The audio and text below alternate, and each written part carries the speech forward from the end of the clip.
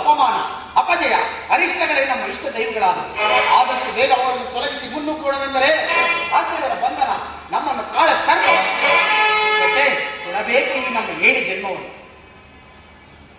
ಅರ್ಜುನ, ನೀನು ಕೂಡ ತಂದೆಗೆ ಸಂಬಂಧಿಸಿದಂತೆ ಇನ್ನು ಮಹಾಮೇಧವಗಳಾದ ನತ್ತ ಸಹದೇವರು ಅಗ್ರಜನ ಅಭಿಪ್ರಾಯಕ್ಕೆ ತಲೆಬಾಗುವುದು.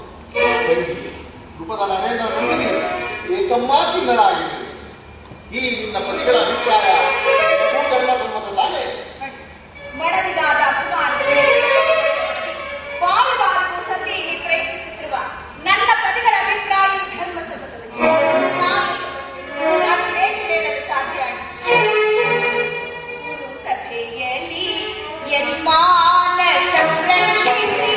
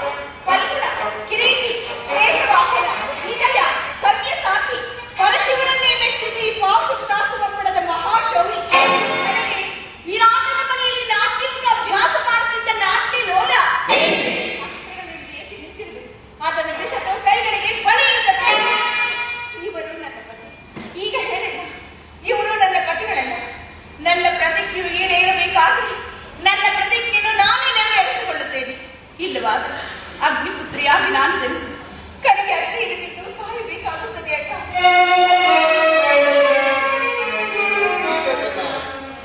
ಸಹೋದರ ಇವರ ಅಭಿಪ್ರಾಯಗೊಂಡು ನನ್ನ ತಂಗಿ ಈಕೆಯ ಅಭಿಪ್ರಾಯ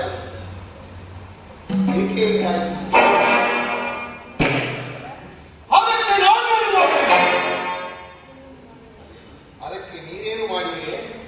ಏಕೆ ಈಕೆಯ ಅಭಿಪ್ರಾಯ ಆಗಿತ್ತಲ್ಲ ಎಂದು ಕೇಳಿದೆ. ಅವಳು ಹೇಳಿದ್ದನ್ನು ನೀನು ಕೇಳಿದೆಯಲ್ಲ? ಹೇಳಿ ಅವರಿಂದಾಗುವ ಪ್ರಯೋಜನವಾದರೂ ಏನು ಜನ? ಪ್ರಯೋಜನವೋ ಅಪ್ರಯೋಜನವೋ ಒಟ್ಟಿನಲ್ಲಿ ಸತಿಯ ಆತ್ಮನಾದವನ್ನು ಆಲಿಸುವುದು ಪತಿಗಳಾದ ಮಗಳ ಕರ್ತವ್ಯವಲ್ಲವೇ? ಇನ್ನುಳಿದ ನಾಲ್ವರು ಆಕೆಯ ಪತಿಗಳಲ್ಲವೇನು? ಅವರೇ ಅದನ್ನು ಬಗೆಹರಿಸಿಕೊಳ್ಳಿ. ಅದಕ್ಕೂ ಈ ಪ್ರಚಂಡ ಭೀಮನಿಗೂ ಯಾವ ಸಂಬಂಧವೂ ಇಲ್ಲ. ಸಂಬಂಧವಿಲ್ಲದೆ ಒಂದು ಕುರಿತು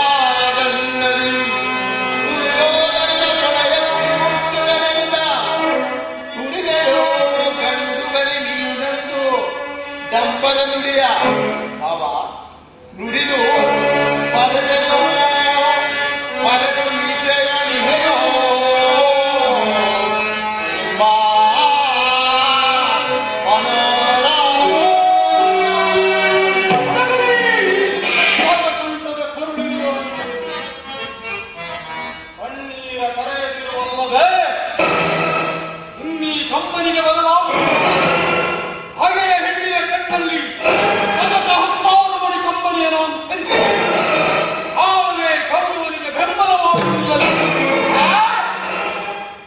ಸಾಲಕ್ಕಿಕೊಂಡು ಸಮುದ್ರವ ಸೆಳೆದಿರುವೆನೋ.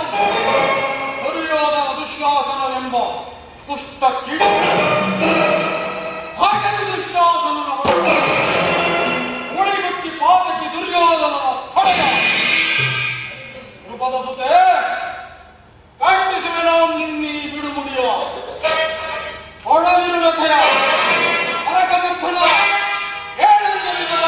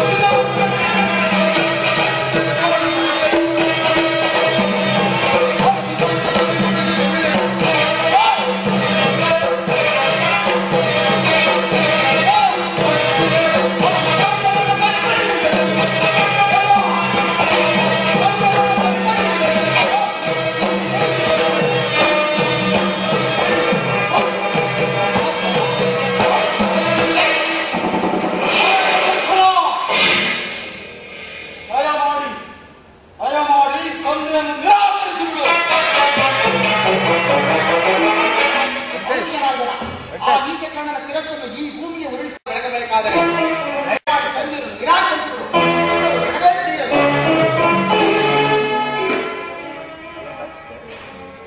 ಧರ್ಮನಂದನ ನಿನ್ನ ಸೋದರರು ರಾತ್ರಿ ಎಂಬ ಮಮಕಾರದಿಂದ ಬಹಿರಂಗದಲ್ಲಿ ಅಭಿಪ್ರಾಯವನ್ನು ಸಂಬೋಧಿಸಿದರು. ಅವರ ಅಂತರಂಗದಲ್ಲಿ ಸೇರಿದ ಜ್ವಾಲೆ ತಗದಗನೆ